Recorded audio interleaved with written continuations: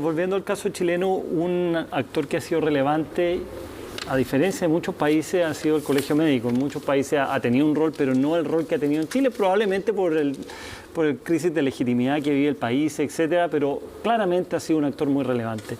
Y usted tuvo hartos problemas con el Colegio Médico y el ministro París también ha tenido problemas con el Colegio Médico. Yo quiero preguntarles cuál es su evaluación de lo que ha sido la actuación del Colegio Médico, así como ellos tienen una evaluación del gobierno, ¿cuál es su evaluación respecto al Colegio Médico?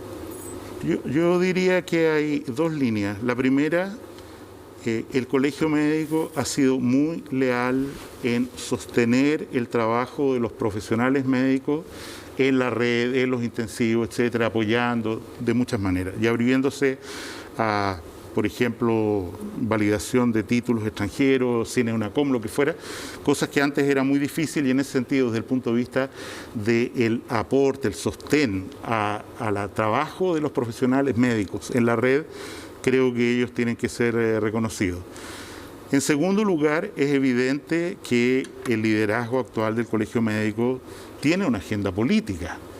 Y en ese contexto, y es muy complejo también en el momento, una agenda política, bueno, todos vimos la entrevista de Isquiasiche, o sea, una agenda política muy de izquierda, en la cual desgraciadamente, la pandemia se utiliza como instrumento, como munición para ataques al gobierno. Miren usted, la mencionaban antes, la carta de casi todos los presidenciables. Doctor, sí, yo quería preguntar algo. Usted, entre las cosas que me decía que qué habría hecho yo distinto, y todas las que le nombré, les falta una que es muy importante, que ha centrado las críticas tanto de la prensa extranjera como otros líderes, como la columna de Eduardo Engel hoy día, que es haber celebrado antes de tiempo la vacunación tan exitosa y haber hecho durante todo, digamos, desde que empezó la primera vacunación el 24 de diciembre hasta que el 3 de febrero se empieza a masificar, haber contado el hito de cada persona que tenía una dosis de vacuna, cuando ahora sabemos, según un mismo estudio de la Universidad de Chile publicado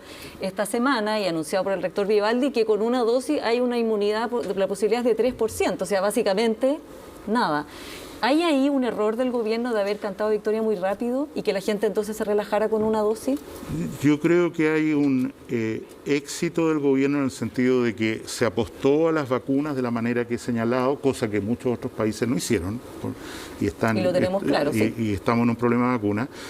Y en segundo lugar, a mí me parece que mirado retrospectivamente generó una vertiente de éxito respecto a un aspecto del control de la pandemia y no se acentuó en forma suficiente, sigamos usando la mascarilla. Esa es la crítica que se hace en los medios internacionales. Ahora, doctor, yo la ¿usted qué haría ahora distinto? Porque dentro de la carta que estábamos hablando se pedían cosas bien radicales, como hacer cierres de ciudades. Primero, ¿qué le pareció la carta? Y lo otro, ¿qué es lo que haría usted? Bueno, la carta en primer lugar es un milagro, porque que los candidatos de la oposición se pongan de acuerdo por primera vez en algo, en firmar juntos una carta a alguien que no alcanzó a firmar, pero quería firmar, etcétera, dejando algunos afuera o algunas afuera, pero en fin, tiene mérito. O sea, para mí fue una completa sorpresa ver esta firma de todos estos presidenciables que en realidad se cortan con cuchillo entre ellos, diciendo vamos todos juntos a pedir la renuncia del ministro, cosa que me parece muy... La renuncia la pidió uno solo, lo pidió solamente Carlos Maldonado. Perdón, la carta no lo dice. Bien, gracias. Eso es lo primero. Lo segundo, me parece que se han tomado, a lo mejor tardíamente, lo que se quiera, medidas muy radicales. El aumento de la fiscalización es muy fuerte, se han descrito, digamos, muchas situaciones de riesgo de infección que han sido controladas por la policía o los inspectores sanitarios. Si me pregunta a mí, en el margen, ¿hace falta algo más? Yo tengo problemas, porque el primer asunto es evidente que esa cosa de que cada cual desde dentro, por propia responsabilidad, actúe como actuaría en Japón, ¿no es cierto? Que la gente le dice mascarilla, todo el mundo con mascarilla, desde adentro de ella, sin que nadie tenga que obligarlos, es algo que no ha funcionado, que se nos escapa demasiada gente, y lo hemos visto hasta el cansancio. ¿Las cuarentenas le siguen pareciendo poco efectivas? La cuarentena actual está logrando confinamientos, en realidad, una disminución de la movilidad del 20%, que es muy poca. Lo vemos a través de la televisión, porque yo estoy ciertamente encerrado, que hay mucha gente en la calle.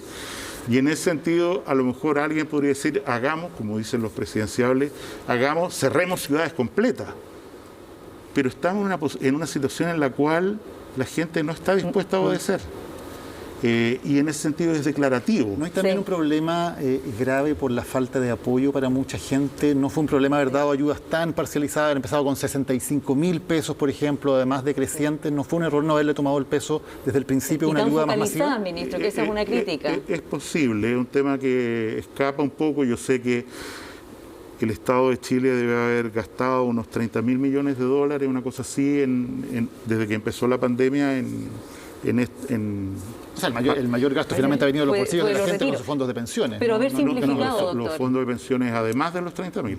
Sí, los fondos de pensiones son 36.000 millones. Sí. Pero doctora, en el fondo, haber simplificado la entrega de dinero. No, eso. Ya.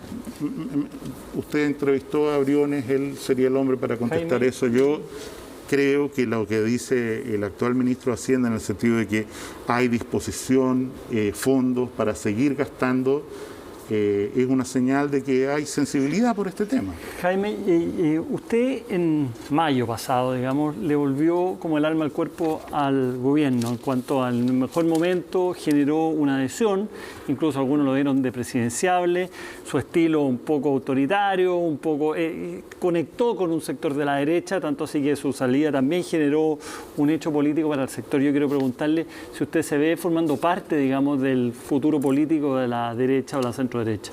No, yo he señalado taxativamente, a pesar de que aparece, que me ofrecieron, cierto que me han ofrecido. ¿RN le ha ofrecido? No importa quiénes. ¿Pero qué le han ofrecido? Me han ofrecido ser senador de la República. Y en ese contexto yo he dicho taxativamente, y lo digo aquí, ¿sí? Yo no voy a ser candidato a ningún cargo. Y en ese sentido, el tipo de estilo que usted marcó en su mejor momento, como quien dice, que conectó con una derecha que se sentía un poco huérfano de ese estilo, ¿usted cree que le hace falta a este gobierno un poco más, ser más frontal?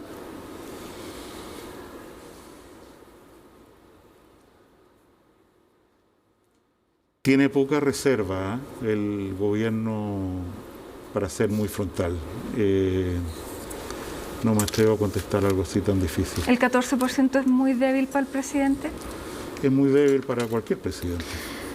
Y en ese sentido, la falta, yo creo, de comprensión respecto a la gravedad de lo que enfrentamos, que va a ser para el actual presidente, y no cabe ninguna duda para los futuros, o el futura presidenta por lo menos, seguro. Yo creo que la falta de una plataforma de acuerdo político, acuerdo país, es muy compleja. ¿Tiene candidato presidencial? No. ¿No? No, hay demasiado.